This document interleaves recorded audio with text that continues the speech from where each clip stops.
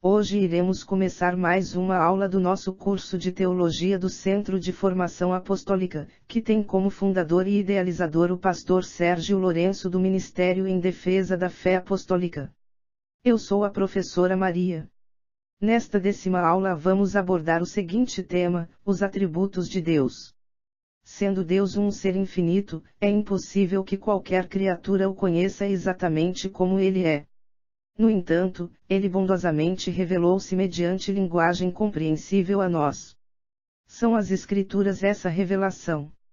Por exemplo, Deus diz acerca de si mesmo: eu sou santo, portanto, podemos afirmar: Deus é santo. A santidade, então, é um atributo de Deus, porque a santidade é uma qualidade que podemos atribuir ou aplicar a Ele. Dessa forma, com a ajuda da revelação que Deus deu de si mesmo, podemos regular os nossos pensamentos acerca de Deus. Qual a diferença entre os nomes de Deus e os seus atributos? Os nomes de Deus expressam as qualidades do seu ser inteiro, enquanto os seus atributos indicam vários aspectos do seu caráter. Muito se pode dizer de um ser tão grande como Deus, mas facilitaremos a nossa tarefa se classificarmos os seus atributos.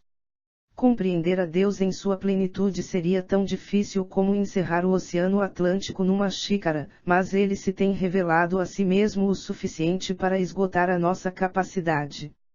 A classificação seguinte talvez nos facilite a compreensão: atributos sem relação entre si, ou seja, o que Deus é em si próprio, a parte da criação.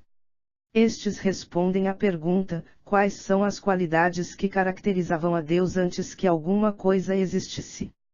2 atributos ativos, ou seja, o que Deus é em relação ao universo. 3 atributos morais, ou seja, o que Deus é em relação aos seres morais por Ele criados.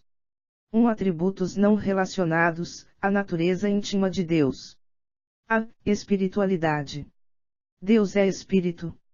João capítulo 4 versículo 24. Deus é espírito com personalidade, ele pensa, sente e fala, portanto, pode ter comunhão direta com suas criaturas feitas à sua imagem. Sendo espírito, Deus não está sujeito às limitações às quais estão sujeitos os seres humanos dotados de corpo físico. Ele não possui partes corporais nem está sujeito às paixões, sua pessoa não se compõe de nenhum elemento material, e não está sujeito às condições de existência natural. Portanto, não pode ser visto com os olhos naturais nem apreendido pelos sentidos naturais.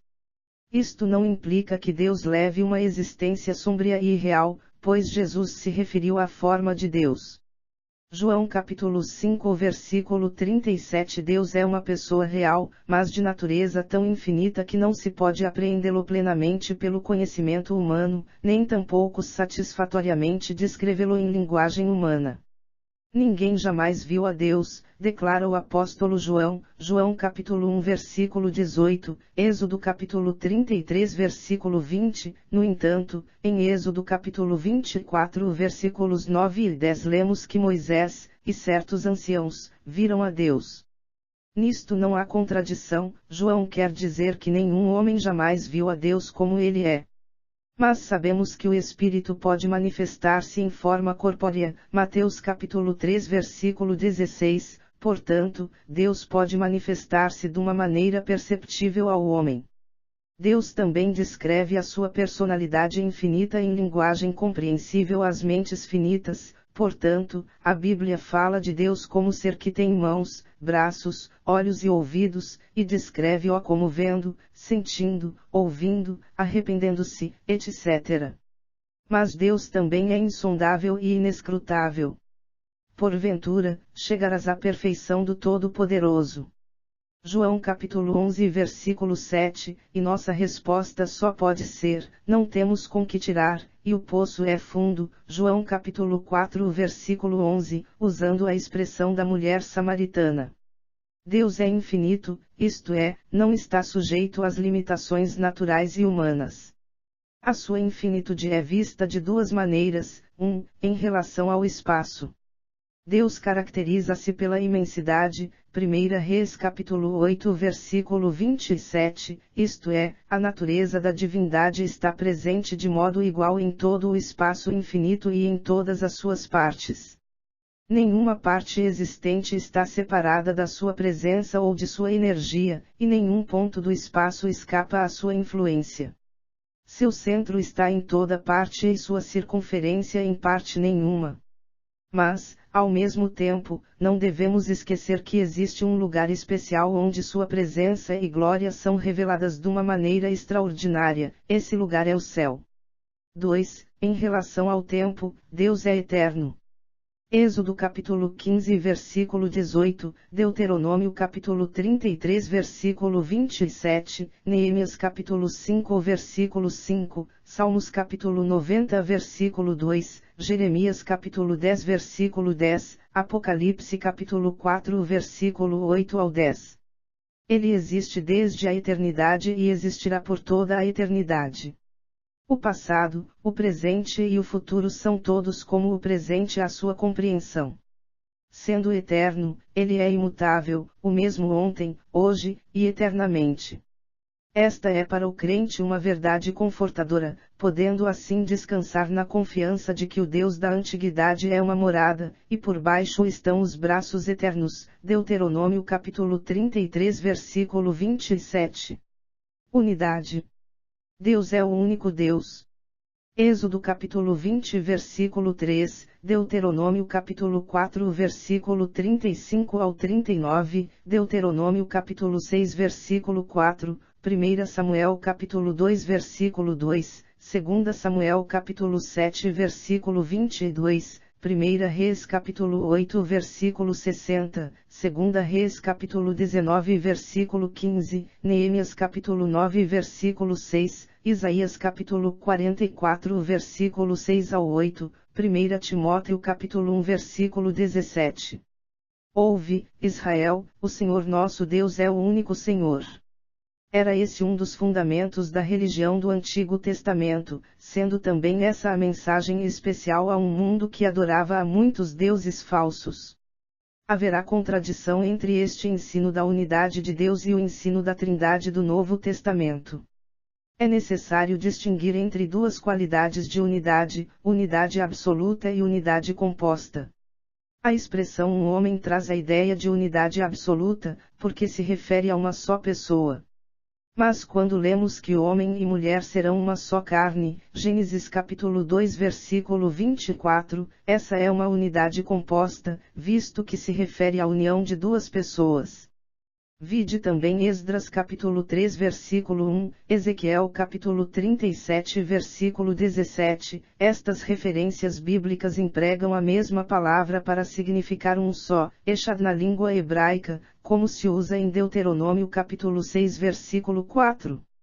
Existe outra palavra, yachid no hebraico, que se usa para exprimir a ideia de unidade absoluta. Gênesis capítulo 22 versículos 2 ao 12, Amós capítulo 8 versículo 10, Jeremias capítulo 6 versículo 26, Zacarias capítulo 12 versículo 10, Provérbios capítulo 4 versículo 3, Juízes capítulo 11 versículo 34. A qual classe de unidade se refere Deuteronômio capítulo 6 versículo 4? Pelo fato de a palavra nosso Deus estar no plural, Elohim no hebraico, concluímos que se refere à unidade composta. A doutrina da Trindade ensina a unidade de Deus como unidade composta, inclusive de três pessoas divinas unidas na essencial unidade eterna. Dois atributos ativos, Deus e o universo. A onipotência. Deus é onipotente. Gênesis capítulo 1 versículo 1, Gênesis capítulo 17 versículo 1, Gênesis capítulo 18 versículo 14, Êxodo capítulo 15 versículo 7, Deuteronômio capítulo 3 versículo 24, Deuteronômio capítulo 32 versículo 39, 1 Crônicas capítulo 16 versículo 25, Jó capítulo 40 versículo 2, Isaías capítulo 40 versículos 12 ao 15, Jeremias capítulo 32 versículo 17, Ezequiel capítulo 10 versículo 5, Daniel capítulo 3 versículo 17, Daniel capítulo 4 versículo 35, Amós capítulo 4 versículo 13, Amós capítulo 5. Versículo 8, Zacarias capítulo 12 versículo 1, Mateus capítulo 19 versículo 26, Apocalipse capítulo 15 versículo 3, Apocalipse capítulo 19 versículo 6. A onipotência de Deus significa duas coisas: 1. Sua liberdade e poder para fazer tudo que esteja em harmonia com a sua natureza. Pois para Deus nada será impossível. Isto naturalmente não significa que ele possa ou queira fazer alguma coisa contrária à sua própria natureza, por exemplo, mentir ou roubar, ou que faria alguma coisa absurda ou contraditória em si mesma, tal como fazer um círculo triangular, ou fazer água seca. 2. Seu controle e sabedoria sobre tudo que existe ou que pode existir. Mas sendo assim, por que se pratica o mal neste mundo? É porque Deus dotou o homem de livre arbítrio, cujo arbítrio Deus não violará, portanto, ele permite os atos maus, mas com um sábio propósito de, finalmente, dominar todo o mal. Somente Deus é todo-poderoso e até mesmo Satanás nada pode fazer sem a sua permissão. Toda a vida é sustentada por Deus. Hebreus capítulo 1 versículo 3, Atos capítulo 17 versículos 25 ao 28, Daniel capítulo 5 versículo 23. A existência do homem é qual som de nota de harmônio que soa enquanto os dedos comprimem as teclas. Assim, sempre que a pessoa peca, está usando o poder do próprio Criador para ultrajá-lo. Todo pecado é um insulto contra Deus. B. Onipresença. Deus é onipresente, isto é, o espaço material não o limita em ponto algum. Gênesis capítulo 28 versículos 15 ao 16, Deuteronômio capítulo 4 versículo 39, Josué capítulo 2 versículo 11, Salmos capítulo 139 versículos 7 ao 10. Qual a diferença entre imensidade e onipresença? Imensidade é a presença de Deus em relação ao espaço, enquanto onipresença é sua presença considerada em relação às criaturas. Para suas criaturas ele está presente nas seguintes maneiras: 1. Em glória, para as hostes adoradoras do céu. Isaías capítulo 6 versículos 1 ao 3. 2. Eficazmente, na ordem natural. Naum capítulo 1 versículo 3. 3. Providencialmente, nos assuntos relacionados com os homens. Salmos capítulo 68 versículos 7 ao 8. 4. Atentamente, aqueles que o buscam. Mateus capítulo 18 versículos 19 ao 20, Atos capítulo 17 versículo 27. 5. Judicialmente, as consciências dos ímpios. Gen 3:8, Sal 68 1, 2. O homem não deve iludir-se com o pensamento de que existe um cantinho no universo onde possa escapar à lei do seu Criador. Se o seu Deus está em toda parte, então deve estar também no inferno, disse um chinês a um cristão na China. Sua ira sim está no inferno, foi a pronta resposta. 6. Corporalmente em seu Filho. Deus conosco, Colossenses capítulo 2 versículo 9. 7. Misticamente na Igreja. Efésios capítulo 2 versículos 12 ao 22. 8. Oficialmente, com seus obreiros. Mateus capítulo 28 versículos 19 ao 20. Embora Deus esteja em todo lugar, ele não habita em todo lugar. Somente ao entrar em relação pessoal com um grupo ou com um indivíduo se diz que ele habita com eles. C. Onisciência. Deus é onisciente, porque conhece todas as coisas. Gênesis capítulo 18 versículos 18 ao 19, 1 João capítulo 3 versículo 20. O conhecimento de Deus é perfeito, ele não precisa arrazoar, ou pesquisar as coisas, nem aprender gradualmente, seu conhecimento do passado, do presente e do futuro é instantâneo. Há grande conforto na consideração deste atributo. Em todas as provas da vida o crente tem a certeza de que vosso Pai Celestial sabe, Mateus capítulo 6 versículo 8. A seguinte dificuldade se apresenta a alguns, sendo Deus conhecedor de todas as coisas, ele sabe quem se perderá, portanto, como pode essa pessoa evitar o perder-se? Mas a presciência de Deus sobre o uso que a pessoa fará do livre-arbítrio não obriga a escolher este ou aquele destino. Deus prevê sem intervir. D. Sabedoria. Deus é sábio. Salmos capítulo 104 versículo 24, Provérbios capítulo 3 versículo 19. A sabedoria de Deus reúne a sua onisciência e sua onipotência. Ele tem poder para levar a efeito seu conhecimento de tal maneira que se realizem os melhores propósitos possíveis pelos melhores meios possíveis. Deus sempre faz o bem de maneira certa e no tempo certo. Ele fez tudo bem. Esta ação da parte de Deus, de organizar todas as coisas e executar a sua vontade no curso dos eventos com a finalidade de realizar o seu bom propósito, chama-se providência.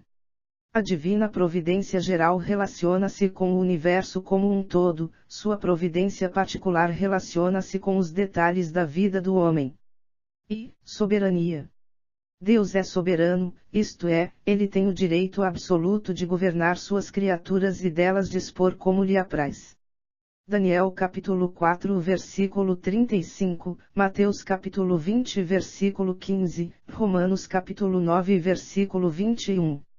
Ele possui esse direito em virtude de sua infinita superioridade, de sua posse absoluta de todas as coisas, e da absoluta dependência delas perante ele para que continuem a existir. Desta maneira, tanto é insensatez, como transgressão, censurar os seus caminhos. Observa D.S. Clarke, a doutrina da soberania de Deus é uma doutrina muito útil e animadora. Se fosse para escolher, qual seria preferível, ser governado pelo fatalismo cego, pela sorte caprichosa, pela lei natural irrevogável, pelo eu pervertido e de curta visão, ou ser governado por um Deus sábio, santo, amoroso e poderoso? Quem rejeita a soberania de Deus, pode escolher ser governado dentre o que sobra. 3 atributos morais, Deus e as criaturas morais. Passando em revista o registro das obras de Deus para com os homens, aprendemos que, a santidade. Deus é santo? Êxodo capítulo 15 versículo 11, Levítico capítulo 11 versículos 44 ao 45, Apocalipse capítulo 4 versículo 8, Apocalipse capítulo 15 versículos 3 ao 4. A santidade de Deus significa a sua absoluta pureza moral, ele não pode pecar nem tolerar o pecado. O sentido original da palavra santo é separado. Em que sentido está Deus separado? Ele está separado do homem no espaço, ele está no céu, o homem na terra. Ele está separado do homem quanto à natureza e caráter, ele é perfeito, o homem é imperfeito, ele é divino, o homem é humano, ele é moralmente perfeito, o homem é pecaminoso. Vemos, então, que a santidade é o atributo que mantém a distinção entre Deus e a criatura. Não denota apenas um atributo de Deus, mas a própria natureza divina.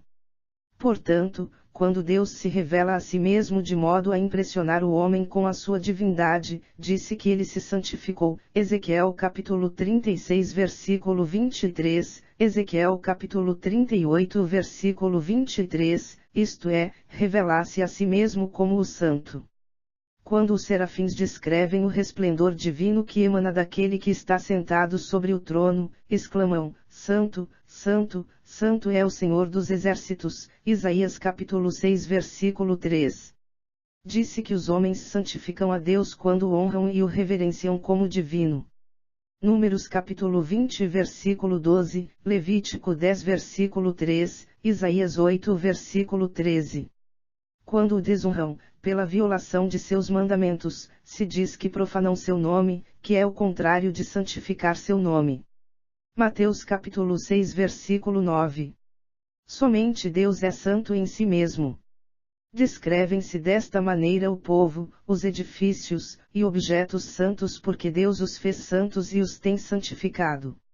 A palavra santo, quando se aplica a pessoas ou a objetos, é termo que expressa relação com Jeová, pelo fato de estar separado para o seu serviço. Sendo separados, os objetos precisam estar limpos, e as pessoas devem consagrar-se e viver de acordo com a lei da santidade. Esses fatos constituem a base da doutrina da santificação. B. Justiça. Deus é justo? Qual a diferença entre a santidade e a justiça? A justiça é santidade em ação, esta é uma das respostas. A justiça é a santidade de Deus manifesta no tratar retamente com suas criaturas. Não fará justiça o juiz de toda a terra. Gênesis capítulo 18 versículo 25. A justiça é obediência a uma norma reta, é conduta reta em relação a outrem. Quando é que Deus manifesta este atributo? 1. Quando livra o inocente, condena o ímpio e exige que se faça justiça. Deus julga, não como o fazem os juízes modernos, que baseiam seu julgamento sobre a evidência apresentada perante eles por outrem. Deus mesmo descobre a evidência. Desta maneira o Messias, cheio do Espírito Divino, não julgará segundo a vista dos seus olhos, nem reprovar segundo o ouvir dos seus ouvidos, mas julgará com justiça. Isaías capítulo 11 versículo 3. 2. Quando perdoa o penitente. Salmos capítulo 51 versículo 14, 1 João capítulo 1 versículo 9, Hebreus capítulo 6 versículo 10. 3. Quando castiga e julga seu povo. Isaías capítulo 8 versículo 17, Amós capítulo 3 versículo 2, 4, quando salva seu povo. A interposição de Deus a favor do seu povo se chama sua justiça. Isaías capítulo 46 versículo 13, Isaías capítulo 45 versículos 24 ao 25. A salvação é o lado negativo, a justiça é o positivo. Ele livra seu povo dos seus pecados e de seus inimigos, e o resultado é a retidão de coração. Isaías capítulo 51 versículo 6, Isaías capítulo 54 versículo 13, Isaías capítulo 60 versículo 21, Isaías capítulo 61 versículo 10. 5. Quando dá vitória à causa de seus servos fiéis. Isaías capítulo 50 versículos 4 ao 9. Depois de Deus haver libertado seu povo e julgado os ímpios, então teremos novos céus e uma nova terra, em que habita a justiça, 2 Pedro capítulo 3 versículo 13. Deus não somente trata justamente como também requer justiça. Mas que sucederá no caso de o homem haver pecado? Então ele graciosamente justifica o penitente. Romanos capítulo 4 versículo 5. Esta é a base da doutrina da justificação. Notar-se-á que a natureza divina é a base das relações de Deus para com os homens. Como ele é, assim ele opera. O santo santifica, o justo justifica. C. Fidelidade.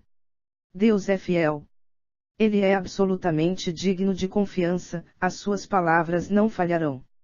Portanto, seu povo pode descansar em suas promessas. Êxodo capítulo 34 versículo 6, Apocalipse capítulo 15 versículo 3. D. Misericórdia. Deus é misericordioso.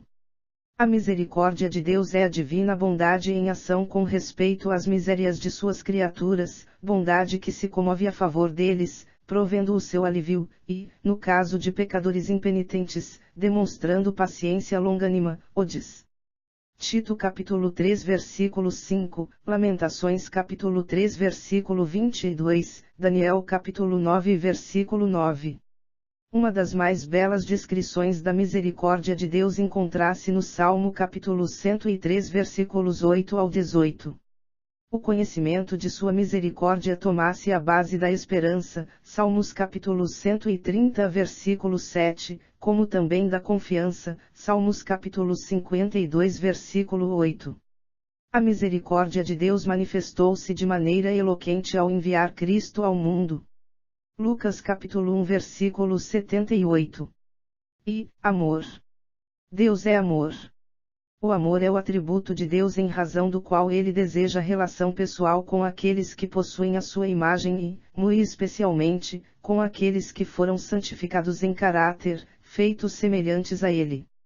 Notamos a descrição do amor de Deus, Deuteronômio capítulo 7 versículo 8, Efésios capítulo 2 versículo 4.